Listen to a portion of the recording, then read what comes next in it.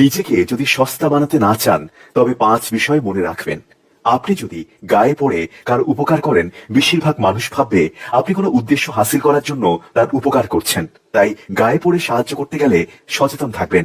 আবার কেউ বিপদে পড়লে গায়ে পড়েই সাহায্য করতে হয়, সেটি ভিন্ন কথা।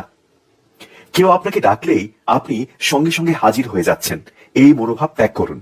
সবসময় কাউকে দ্রুত সাড়া দিলে বা কেউ একটু ডাকলে বান্দা হাজির, এই ধরনের উদারতাকে বেশিরভাগ মানুষ ভুলভাবে ব্যাখ্যা করে। তাই সবসময় সবার জন্য অ্যাভেলেবেল হয়ে যাবেন না। প্রায়োরিটি অথবা প্রয়োজনীয়তার মাপকাঠির উপর ভিত্তি করে সাড়া দিন।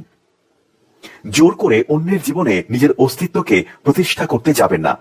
যে সত্যিকার অর্থে আপনাকে ভালোবাসে সে এমনিতেই তার জীবনে আপনার স্থান দেবে। জোর জবরদস্তি করে কারো জীবনে প্রবেশ করে ভালোবাসা অর্জন করা যায় না।